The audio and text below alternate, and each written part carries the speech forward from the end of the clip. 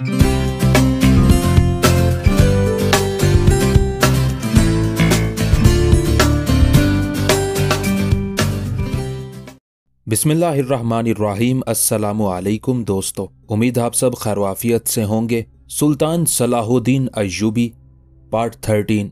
दूसरे दिन भी सुल्तान मलिक सालेह ने शराब को दवा समझकर इस्तेमाल किया और फिर वो एक हफ्ते में उम्मुल खबाइस यानी खबास्तों की माँ शराब का आदी हो गया। उसके बाद गमश्तगीन ने नई चाल चली।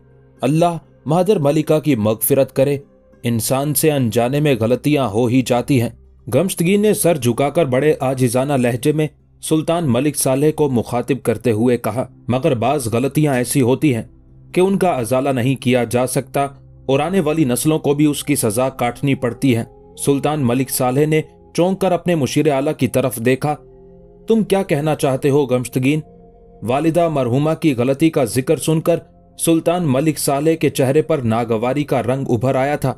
सलाहुद्दीन अय्यूबी कुछ भी हो जाए मगर उसकी गर्दन में सुल्तान आदिल का तोके गुलामी हमेशा रहेगा। गमश्तगीन ने बड़ी एहतियात से अपनी बात आगे बढ़ाई। मादर मलिका ने उसे दामाद होने का शरफ बख्शा मगर वो गुलाम का गुलाम ही रहा और उसने अपनी जात दिखा दी। सुल्तान मलिक सालेह अपने मुशीर आला की बात अब भी नहीं समझा था। वो अब भी हैरत और नागवारी से गमश्तगीन की तरफ देख रहा था। जब मादर मलिका की वफात पर दुश्मनों की आंखें अश्कबार थी, उस वक्त सलाहुद्दीन आपको ताजियत के चंद झूठे अल्फाज तहरीर कर रहा था। आखिर गमश्तगीन की नफरत बेनकाब हो गई और वो खुलकर सलाहुद्दीन अय्यूबी के खिलाफ जहर अफशानी करने लगा। क्या वो एक दिन के लिए आपका गम बांटने मिस्र से दमिश्क नहीं आ सकता था? ये कहकर गमश्तगीन ने कसदन अपनी बात अधूरी छोड़ दी। अब सुल्तान मलिक सालेह की कैफियत बदल गई थी। उन्होंने अपनी मजबूरी तहरीर कर दी थी। वो इस वक्त शाम के महाज पर दुश्मनों से उलझे हुए हैं, उसकी माजरत कबूल की जा सकती है। सुल्तान मलिक सालेह ने सलाहुद्दीन अय्यूबी की वकालत करते हुए कहा, यह मजबूरी नहीं सुल्तान ज़ीशान, एक सियासी चाल है, एक बहाना है। गमश्तगीन ने सुल्तान मलिक सालेह को सलाहुद्दीन अय्यूबी के खिलाफ भड़काते हुए कहा, सलाहुद्दीन ने मादर मलिका के गम में शरीक ना होकर साबित कर दिया है कि उसे अपने आका के खानदान के दुख दर्द से कोई दिलचस्पी नहीं। आप बहुत जल्द ये मंजर देख लेंगे कि सैफुद्दीन वाली मौसल की तरह सलाहुद्दीन भी अपनी खुद मुख्तारी का ऐलान कर देगा। अगर ऐसा ना हो तो सुल्तान ज़ीशान को यह हक हासिल होगा कि वो अपने इस गुलाम का मुंह काला करके पूरे शहर में गश्त कराएं। सुल्तान मलिक सालेह के चेहरे पर शदीद फिक्र और परेशानी के आसार नजर आने लगे। गमश्तगीन ने बड़ी मक्कारी के साथ दोनों के दरमियान शक का बीज बो दिया था। कुछ दिन बाद ही शम्सुन्निसा सलाहुद्दीन अय्यूबी के छोटे भाई और अपने देवर मलिक आदिल के साथ मिस्र से दमिश्क पहुंच गई। पहले वो मलिक सालेह के गले लगकर खूब रोई, फिर जब दिल का गुबार कुछ हल्का हुआ तो वालिदा की कब्र पर फातेह ख्वानी के लिए हाजिर हुई। शम्सुन्निसा के अचानक दमिश्क पहुंच जाने से मुशीर आला गमश्तगीन बहुत ज्यादा परेशान नजर आ रहा था। वो अच्छी तरह जानता था कि शम्सुन्निसा बहुत लाइक फाइक और जीरक खातून है जो सियासी अमूर पर गहरी नजर रखती है। गमश्तगीन को खदशा था कि कहीं शम्सुन्निसा ज्यादा दिनों तक दमिश्क में कयाम ना करे और फिर उसके बोए हुए बीज फूटने से पहले ही खाक में मिलकर चूरा ना हो जाएं। फिर उसी रात जब शम्सुन्निसा छोटे भाई से तन्हाई में मिलने के लिए मलिक सालेह के कमरे के करीब पहुंची तो दरवाजे पर एक मुसल्ला मुहाफिज मौजूद था। जैसे ही शम्सुन्निसा अंदर दाखिल होने के लिए आगे बढ़ी, मुहाफिज ने उसे टोकते हुए कहा, इस वक्त सुल्तान आराम कर रहे हैं, हुक्म है कि कोई शख्स भी उनके सुकून में खलल अंदाज ना हो। मुसल्ला मुहाफिज गमश्तगीन का आदमी था, इसलिए वो नहीं जानता था कि उससे मुखातिब होने वाली नकाबपोश खातून कौन है। मुहाफिज का तर्ज गुफ्तगू देखकर शम्सुन्निसा के माथे पर बल पड़ गए और उसने इंतहाई सख्त लहजे में कहा, तुम मुझे जानते हो कि मैं कौन हूं? आप कोई भी हैं, मगर सुल्तान मुअज्जम का यही हुक्म है कि इस वक्त उनके कमरे में कोई नहीं जा सकता। मुसल्ला मुहाफिज ने अपनी जिम्मेदारी और फर्ज निभाते हुए ऊंची आवाज में कहा। वो नकाबपोश खातून को कसरे खिलाफत की कोई कनीज समझ रहा था। मुहाफिज के तहकीर आमेज लहजे ने शम्सुन्निसा को सख्त बरहम कर दिया था। उसने तेजी के साथ अपने चेहरे से नकाब हटा दिया और इंतहाई गजबनाक लहजे में मुहाफिज से मुखातिब हुई, मैं तेरे सुल्तान मुअज्जम की बड़ी हमशीरा हूं, क्या अब भी तू मुझे अंदर जाने से रोकने की ताकत रखता है? मुसल्ला मुहाफिज शिद्दत खौफ से लरजने लगा। शम्सुन्निसा तेजी से आगे बढ़ी और सुल्तान मलिक सालेह के कमरे में दाखिल हो गई। फिर जो कुछ उसकी आंखों ने देखा वो नाकाबिले बयान था। सुल्तान मलिक सालेह अपने रेशमी बिस्तर पर बैठा था और उसके हाथ में शराब से लबरेज जाम था। मुशीर आला गमश्तगीन किसी गुलाम की तरह बिस्तर के नीचे फर्श पर बैठा था। छोटे भाई को शराब पीते देखकर शम्सुन्निसा को कुछ देर के लिए सकता सा हो गया। गमश्तगीन बदहवासी के आलम में फर्श से उठकर खड़ा हो गया और उसने अदब का मुजाहिरा करने के लिए दोनों हाथ बांध लिए। सुल्तान मलिक सालेह ने बड़ी बहन को देखकर किसी किस्म की घबराहट या परेशानी का मुजाहिरा नहीं किया। दमिश्क के नौउमर हुक्मरान ने शम्सुन्निसा के सामने शराब के प्याले को मुंह तो नहीं लगाया, मगर किसी कदर नागवार लहजे में कहा, आपको इस वक्त यहां नहीं आना चाहिए था। शम्सुन्निसा ने बड़ी हसरत ज़दा नजरों से छोटे भाई की तरफ देखा और इंतहाई गमज़दा लहजे में कहा, वाकई मुझे यहां नहीं आना चाहिए था। यह कहकर शम्सुन्निसा ने गमश्तगीन की तरफ देखा जो मुजरिमों की तरह सर झुकाए खड़ा था। गमश्तगीन, तू वक्त के आईने में अपना चेहरा देख। शम्सुन्निसा की आंखों में दुनिया भर की नफरत सिमट आई थी और जबान से अदा होने वाले एक एक लफ्ज से तंज का जहर टपक रहा था। तूने सुल्तान आदिल के नमक का हक खूब अदा किया, खूब अदा किया। इतना कहकर शम्सुन्निसा तेजी के साथ कमरे से निकल गई। उसके जाते ही नमक हराम गमश्तगीन ने सुल्तान मलिक सालेह के सामने दोनों हाथ जोड़ दिए और बड़ी मक्कारी के साथ अपने जिस्म पर मसनूई लर्जा तारी करते हुए कहा, खुदावंदे नेमत, मैं तो आपके रहमो करम ही के सहारे जिंदा हूं और इसी इनायत खास के जरिए दमिश्क में पहचाना जाता हूं। आपने शहजादी साहिबा के तेवर देख लिए। बंदाए नवाज, मुझे बताइए कि अब मैं कैसे जिंदा रहूंगा और मेरा ठिकाना कहां होगा। आज तो गमश्तगीन ने खुशामद की इंतहा कर दी थी और उसने अल्फाज के पेचो खम के साथ सुल्तान मलिक सालेह को खुदा कहकर पुकारा था। सुल्तान मलिक सालेह ने इत्मीनान के साथ शराब का एक घूंट लिया और बेनियाजाना लहजे में बोला, वो मेरी बड़ी बहन है, इसलिए उनका एहतराम मुझ पर लाजिम है, मगर जहां तक अमूर ममलुकत का ताल्लुक है तो उसमें कोई मुदाखलत नहीं कर सकता। मैं इस मुल्क का मुतलकुल इनान हुक्मरान हूं। ये कहते कहते सुल्तान मलिक सालेह के चेहरे से गरूर शाही झलकने लगा था। वालिय दमिश्क को शाम की बात सुनकर गमश्तगीन ने सकून का सांस लिया। उसका मंसूबा तकमील तक पहुंच गया था। नौउमर सुल्तान इतनी जल्दी अपने रास्ते से भटक जाएगा, गमश्तगीन ने सोचा भी ना था। अपनी पहली कामयाबी के बाद गद्दार मिल्लत दूसरे मंसूबे पर गौर करने लगा जो बहुत ज्यादा खतरनाक था। उस वाक़े के बाद शम्सुन्निसा अजियत व कर्ब की शिद्दत से रात भर ना सो सकी। फिर वो अजान फजर के साथ ही बिस्तर से उठ खड़ी हुई, वजू किया और नमाज पढ़ने लगी। फिर उसने तवील सजदा किया और इतना रोई कि मुसल्ला उसकी आंसुओं से तर हो गया। शम्सुन्निसा के वहमो गुमान में भी नहीं था कि मलिक सालेह इतनी जल्दी तबाही के रास्ते पर चल पड़ेगा और सुल्तान आदिल की अजीमुशान सल्तनत इतनी तेजी के साथ सियासी तूफानों की जद में आ जाएगी। इससे पहले कि सुल्तान मलिक सालेह दरबार जाता, शम्सुन्निसा ने तन्हाई में इत्तमाम हुज्जत के तौर पर छोटे भाई से खुलकर गुफ्तगू की। तुम उस नेक सीरत बाप के बेटे हो जिसके किरदार की दुश्मन भी कसमें खाते हैं। इससे पहले कि शम्सुन्निसा अपनी बात मुकम्मल करती, सुल्तान मलिक सालेह दरमियान में बोल उठा, बाबा मोहतरम का अपना तरीका कार था। यह जरूरी तो नहीं कि मैं भी उनकी रविश इख्तियार करूं। मैं कामयाब हुक्मरानी के लिए जो मुनासिब समझूंगा वही करूंगा। सुल्तान मलिक सालेह के अंदर वो नौजवान फरमा रवा बोल रहा था जिसकी जहनी सतह बहुत कम थी और जज्बात समंदर की लहरों की तरह बागी और सरकश। छोटे भाई की ये बेबाकी देखकर शम्सुन्निसा को एक और सदमा पहुंचा जिसे बर्दाश्त करने के लिए उसे अपनी पूरी आसाबी ताकत इस्तेमाल करनी पड़ी। मलिक सालेह, तुम जल्द अज जल्द अपने बदकार मुशीरों से निजात हासिल कर लो, वरना वक्त तुम्हें इतनी मोहलत भी नहीं देगा कि तुम अपने गुनाहों का कफ्फारा अदा कर सको। बड़ी बहन की नसीहत सुनकर मलिक सालेह मुश्ताइल हो गया। औरतें नाकिसुल अक्ल होती हैं। मैं ये हरगिज पसंद नहीं करूंगा कि तुम मुझे मशवरे देकर मेरा जहनी सुकून बर्बाद करो। यह कहकर मलिक सालेह कमरे से निकलकर दरबार की तरफ चला गया। शम्सुन्निसा की आखिरी उम्मीद भी दम तोड़ चुकी थी। फिर उसने चंद दिन से ज्यादा कसरे खिलाफत में ठहरना गवारा नहीं किया। शम्सुन्निसा तो उसी रोज मिस्र वापस चली जाना चाहती थी, मगर दूसरे अजीजदारों के दिखाने के लिए वो एक हफ्ते दमिश्क में ठहर गई। एक हफ्ते तक वो रोजाना अपने वालिद और वालिदा की कब्र पर जाती थी और आंसू बहाकर महल चली आती थी। इस दौरान मलिक सालेह ने एक बार भी बड़ी बहन से अपने तौहीन आमेज रवैये पर माजरत नहीं की। आखिर रस्म दुनिया की तकमील करके शम्सुन्निसा अपने देवर मलिक आदिल के साथ मिस्र रवाना हो गई। रुखसत के वक्त सुल्तान सालेह कुछ दूर शम्सुन्निसा को छोड़ने के लिए आया, मगर यह महज दिखावा और दुनियादारी थी। इधर सुल्तान नूरुद्दीन महमूद जंगी की सल्तनत छोटे छोटे टुकड़ों में तकसीम हो रही थी और उधर सलाहुद्दीन अय्यूबी ने शाम को सलीबियों की दराजदस्ती से बचाने के लिए बानियास पर कब्जा कर लिया था। ईसाई सालार गरांट और गद्दार शमसुद्दीन इब्ने मुकद्दम ने फरार होकर शाही यरूशलेम अमूरी के पास पनाह हासिल की थी। सिकंदरिया के बाद यह दूसरी बड़ी शिकस्त थी जिसने अमूरी के होशो हवास उड़ा दिए थे। सलीबी फरमा रवा ने इसी में आफियत जानी कि वो फिल वक्त सलाहुद्दीन अय्यूबी से आर्जी सुलह कर ले और फिर किसी मुनासिब मौके पर सुलहनामा चाक करके वालिय मिस्र से इस शिकस्त का शदीद इंतकाम ले।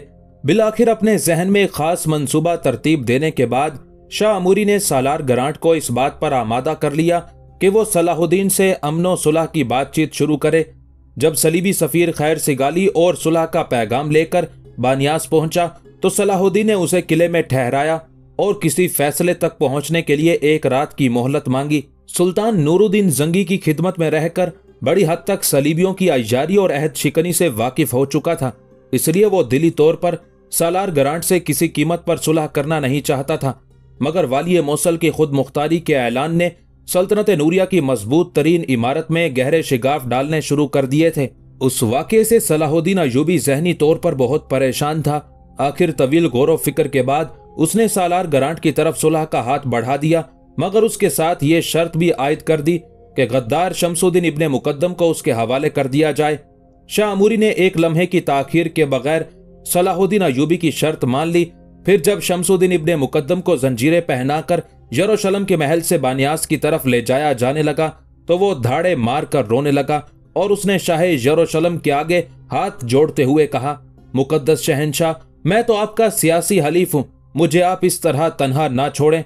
शाह अमूरी ने मुस्कुराते हुए कहा, सियासत में कोई मुस्तकिल हलीफ और हरीफ नहीं होता, आज का दुश्मन कल का दोस्त भी हो सकता है। शाह यरूशलेम के एक जुमले ने सलीबियों की अय्याराना फितरत की आकासी कर दी थी। शमसुद्दीन इब्ने मुकद्दम जानता था कि सलाहुद्दीन अय्यूबी उसे कभी माफ नहीं करेगा। मौत को इस कदर नजदीक पाकर उसने शाह यरूशलेम अमूरी के पैरों पर सर रख दिया और इंतहाई गदागराना लहजे में कहने लगा, अगर मुकद्दस शहंशाह मुझे पनाह दे दें तो मैं अपना मजहब तर्क करके ईसाइयत इख्तियार करने के लिए तैयार हूं। शमसुद्दीन इब्ने मुकद्दम की इल्तिजा सुनकर शाह अमूरी बहुत जोर से हंसा और उसने इब्ने मुकद्दम के सर को ठोकर लगाते हुए कहा, दुनिया के अहमक तरीन इंसान, तेरी बात पर कौन एतबार करेगा? जब तू अपने मजहब के साथ वफादार नहीं हो सकता तो फिर ईसाइयत तुझे कैसे कबूल कर लेगी? अगर कल तेरी जिंदगी को नया खतरा लाहक हुआ तो फिर ईसाइयत को छोड़कर तू यहूदी बन जाएगा।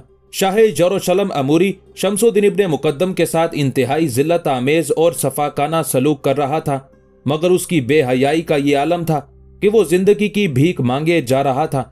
उसकी ये हालत देखकर शाह अमूरी ने एक और संगीन मजाक करते हुए कहा, चलो हम लोग तुम्हें ईसाई तस्लीम कर लेते हैं, मगर ईसाइयत के अपने भी तो कुछ तकाजे होते हैं।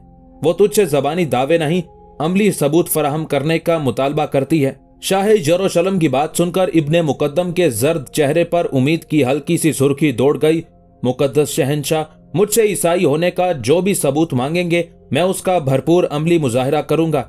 शमसुद्दीन इब्ने मुकद्दम का जवाब सुनकर शाह यरूशलेम अमूरी ने एक तवील कहकहा लगाया जो किसी तरह रुकने में नहीं आता था। इब्ने मुकद्दम आंखें फाड़े शदीद हैरत और इस्तेजाब के आलम में अमूरी की तरफ देखे चला जा रहा था। फिर जब शाह यरूशलेम का हज़ियानी कहकहा खत्म हुआ तो उसने इंतहाई संजीदा लहजे में शमसुद्दीन इब्ने मुकद्दम को मुखातिब करते हुए कहा, ईसाइयत तुझसे कुर्बानी मांगती है, अगर तू इस्लाम के लिए कुर्बान नहीं होता तो फिर सलीब के नाम पर कुर्बान हो जा। यह कहकर शाह यरूशलेम ने अपने सिपाहियों को इशारा किया और वो शमसुद्दीन इब्ने मुकद्दम को खींचते हुए कमरे से बाहर ले गए। फिर नए सुलहनामे के मुताबिक सलाहुद्दीन अय्यूबी ने बानियास के मकबूजा इलाके ईसाइयों को वापिस कर दिए और गद्दार इब्ने मुकद्दम को अपने हमरा लेकर मिस्र वापिस आ गया। फिर सलाहुद्दीन अय्यूबी ने शमसुद्दीन इब्ने मुकद्दम को उसकी नमक हरामी की अजीब सजा दी। वालिय मिस्र ने लोहे का एक कदे आदम पिंजरा बनवाया और उस पिंजरे में इब्ने मुकद्दम को कैद कर दिया। काहिरा के सबसे बड़े कैद खाने से रोजाना सुबह के वक्त एक घोड़ा गाड़ी निकलती थी जिसके दरमियान में वो आहनी पिंजरा रखा होता था। फिर ये घोड़ा गाड़ी आहिस्ता आहिस्ता चलती हुई काहिरा की तंग गलियों और कुशादा रास्तों से गुजरती हुई सबसे बड़े चौराहे पर रुक जाती। इस दौरान काहिरा के बच्चे, जवान और बूढ़े अपने घरों से निकल आते और उन्हें जिस कदर नाशाइस्ता अल्फाज याद होते वो सब के सब शमसुद्दीन इब्ने मुकद्दम की शान में इस्तेमाल कर डालते। बाज शरीर बच्चे घोड़ा गाड़ी पर चढ़ जाते और इब्ने मुकद्दम के मुंह पर इतना थूकते कि उसका चेहरा बच्चों के लुआबे दहन से तर हो जाता। काहिरा के बहुत से नौजवान संगबारी करके इब्ने मुकद्दम को लहूलुहान करना चाहते थे, मगर सलाहुद्दीन अय्यूबी की तरफ से उस अजियतनाक अमल की इजाजत नहीं थी। ये एक ऐसी जिल्लत आमेज और इबरतनाक सजा थी जिसे देखकर वो लोग भी लरज उठते थे जो अकीदतन बातनी थे, या वो बदकार लोग जो खालिस इस्लामी सल्तनत के खिलाफ साजिश करना चाहते थे। बानियास के खोए हुए इलाके वापस लेने और इब्ने मुकद्दम को उसके अंजाम तक पहुंचाने के बाद सलाहुद्दीन अय्यूबी दमिश्क की सियासी सूरत हाल की तरफ मुतवज्जे हुआ। फिर जब शमसुन्निसा ने गमश्तगीन के मजमूम इरादे और अपने छोटे भाई के बिगड़ जाने के वाकयात शोहर को सुनाए तो अजियत व कर्ब की शिद्दत से सलाहुद्दीन अय्यूबी का चेहरा धुआं हो गया। फिर उसने बड़ी मुश्किल से अपने जज्बाती हैजान पर काबू पाया और फौरी तौर पर दमिश्क जाने का इरादा जाहिर किया। इस सफर से आपको कुछ हासिल नहीं होगा, शमसुन्निसा ने उदास लहजे में कहा। मगर मैं तो इस मौके पर सुल्तान को तन्हा नहीं छोड़ सकता, सलाहुद्दीन अय्यूबी ने तेज लहजे में कहा। अब उदासी की जगह उसके चेहरे से नया अज़्म और जोश झलकने लगा था।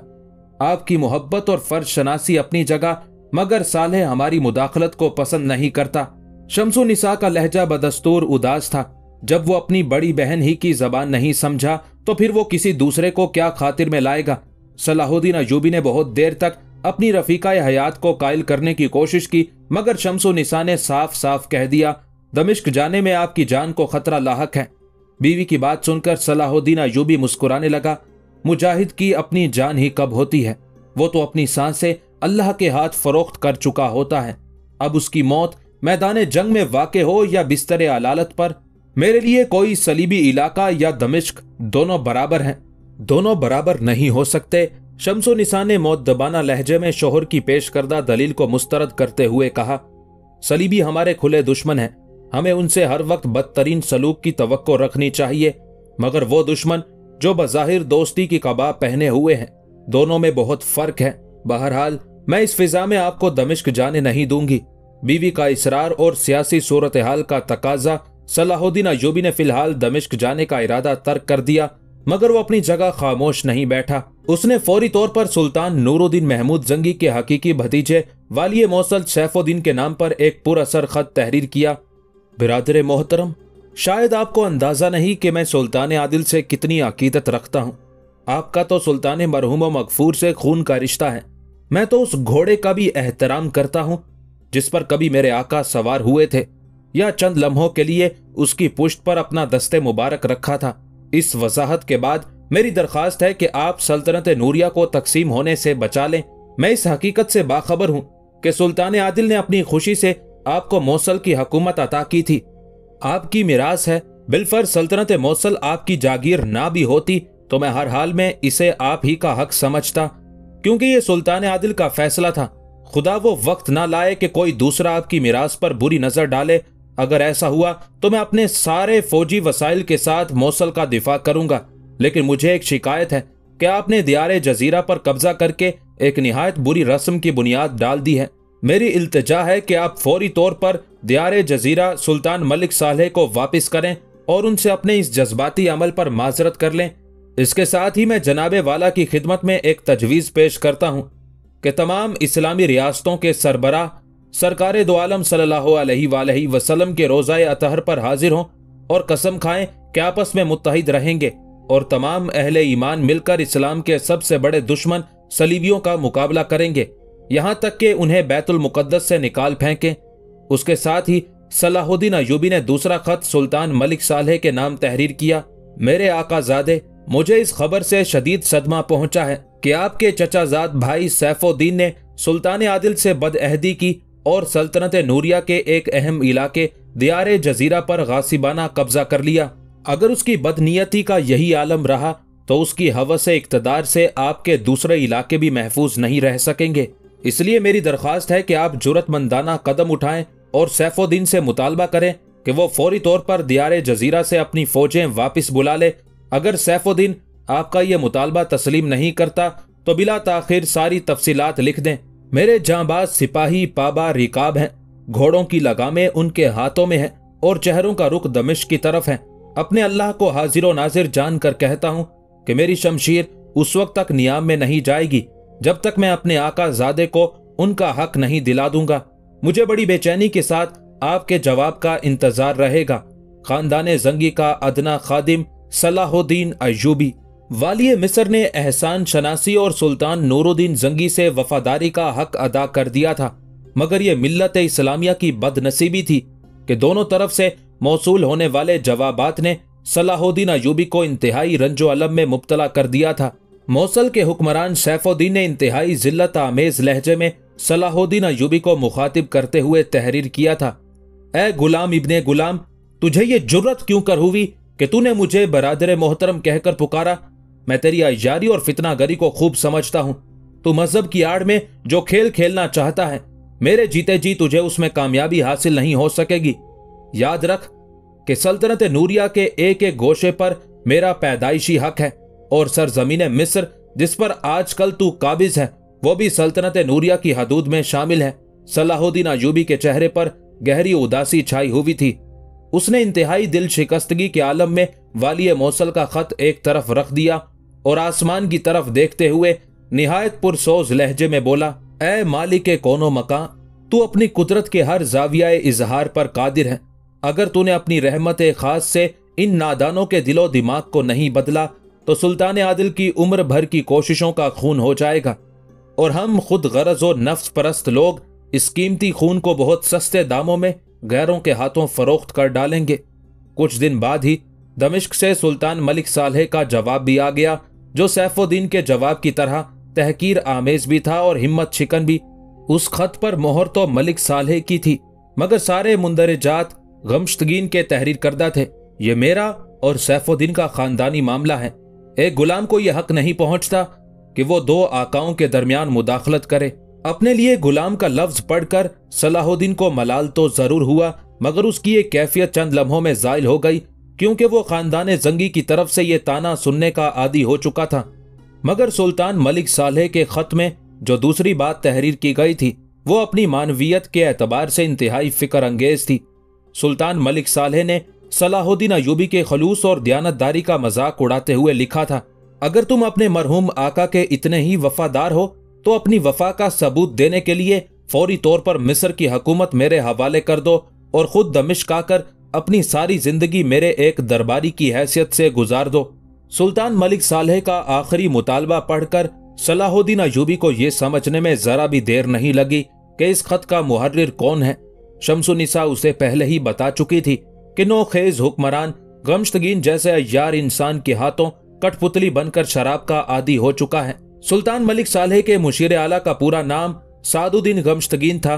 बज़ाहिर अपने मजहबी अकीदत के मुताबिक वो एक आम मुसलमान था, मगर हकीकतन गमश्तगीन का कोई अकीदा नहीं था।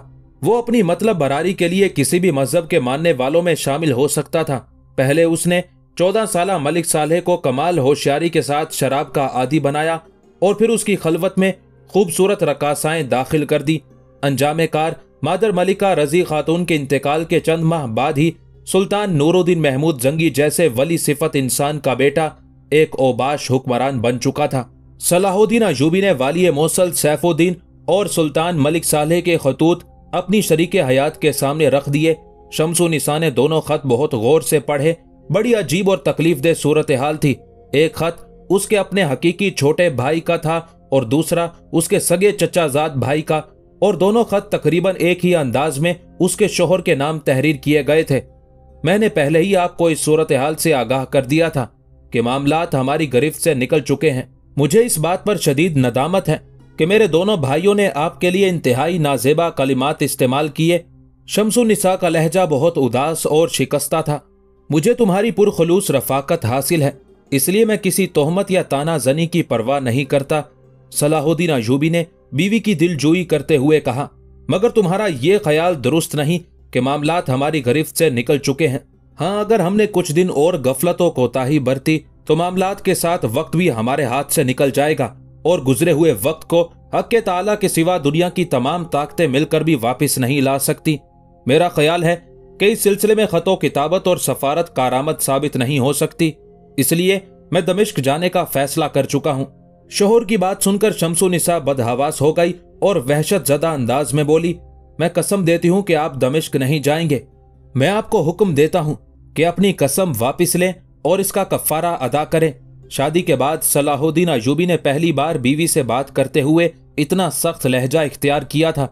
मुझे यह कबूल है कि आप बेवगी का लिबास पहन लें, मगर यह गवारा नहीं कि सल्तनत नूरिया के टुकड़े टुकड़े हो जाएं और सफेद फाम दरिंदे बेशुमार मुस्लिम दोशीज़ाओं को अपनी कनीजें बना लें।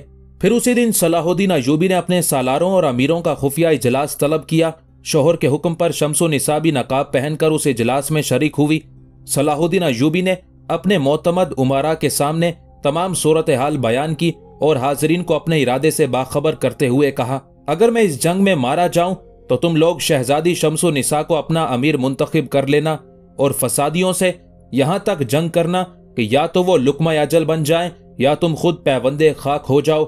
फिर दूसरे दिन सलाहुद्दीन अय्यूबी इमाम शरफुद्दीन रहमतुल्लाह अलैह की खिदमत में हाजिर हुआ और फिर उनकी दुआओं के साए में 1000 मुंतखब शहसवार अपने साथ लेकर दमिश्क की तरफ रवाना हुआ। उस सफर में सलाहुद्दीन का मोतमद खास अमीर इज़्ज़ुद्दीन भी उसके हमरा था। मक्कार गमश्तगीर ने सुल्तान मलिक सालेह से खत तो तहरीर करा दिया था, मगर वो सलाहुद्दीन अय्यूबी से हर वक्त खौफजदा रहता था कि कब वो किसी आफत नागहानी की तरह दमिश्क पर नाजिल हो जाए। इसलिए हिफ्ज़े मा तकद्दुम के तौर पर सुल्तान मलिक सालेह को लेकर हल्ब चला गया। यहाँ गमश्तगीन के हम ख्याल फितना गरों की तादाद बहुत ज्यादा थी। उसी बाइस वो हल्ब को अपने लिए महफूज तरीन इलाका समझता था। सलाहुद्दीन अय्यूबी बर्क रफ्तारी के साथ आगे बढ़ा और दमिश्क पहुंच गया। यहाँ के बेशतर बाशिंदों के दिल सलाहुद्दीन के साथ थे और वो उसे सुल्तान आदिल का हकीकी जाननशीन समझते थे। नतीजतन किलेदार ने सलाहुद्दीन का पुरजोश इस्तकबाल किया और किले का दरवाजा खोल दिया। सलाहुद्दीन अय्यूबी के लिए ये एक मुबारक अलामत थी कि उसने किसी मुसलमान के खून का एक कतरा बहाए बगैर दमिश्क पर कब्जा कर लिया था। दमिश्क का इंतजाम संभालते ही सलाहुद्दीन अय्यूबी ने छोटे भाई मलिक आदिल को भी अपने पास बुला लिया। उसके साथ ही अपनी बीवी शम्सुन निसा के नाम एक तवील खत भी तहरीर किया। बफज़ले हक़ ताला मेरी मुहिम का पहला मरहला बहुत सुकून और सलामती के साथ तय पा गया। अहले दमिश्क ने पूरी सच्चाई और खुश दिली के साथ मेरी आवाज़ पर लब्बैक कहा। खुदा करे कि बाकी लोग भी मेरे जज्बात की आवाज़ समझ लें और सियासत के समंदर में कोई तूफान बला खेज उठने से पहले ही दम तोड़ दे। मैं उस वक्त के तसव्वुर से ही लर्जा रहता हूँ कि जब एक महाज़े जंग पर दोनों तरफ मुसलमान सफ आरा हों। बहरहाल ये मेरी ख्वाहिश और दुआ है, वरना आज से पहले भी अहले ईमान के दरमियान बड़े खौफनाक तसादुम हुए हैं, जिसके नतीजे में मिल्लत इस्लामिया को शदीद नुकसान पहुंचा है। इसलिए तुम्हें भी किसी गैर मुतवक्के सूरत हाल के लिए तैयार रहना चाहिए और कभी कभी इमाम शरफुद्दीन की खिदमत में हाजिर होकर मेरे लिए दुआओं की दरख्वास्त करती रहा करो।